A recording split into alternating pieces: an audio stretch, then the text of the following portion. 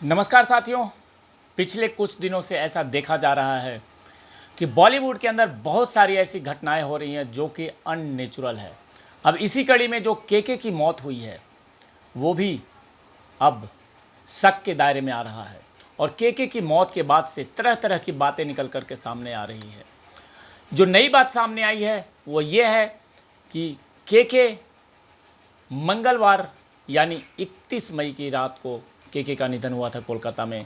और केके की मौत की जब खबर आई तो पूरा देश स्तब्ध रह गया, हर कोई शॉक्ड हो गया। अब हाल ही में जो एक परफॉर्मेंस हुआ था कलकत्ता में, उसके बाद उनकी डेथ हुई है, उसके बारे में सिंगर हैं शुभलक्ष्मी, उन्होंने कुछ खुलासे किए हैं।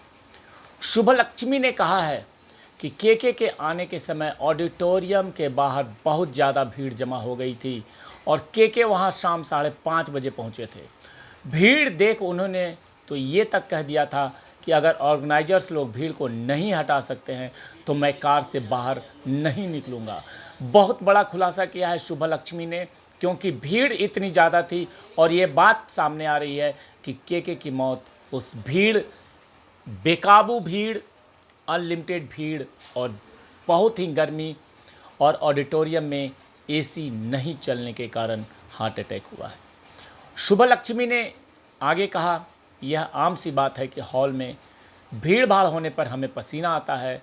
परफॉर्मेंस के दौरान एक बार उन्होंने स्टेज पर रोशनी कम करने को कहा था, लेकिन अगर उन्होंने कहा होता कि उन्हें बेचैनी हो रहा है तो हम शो को रोक देते।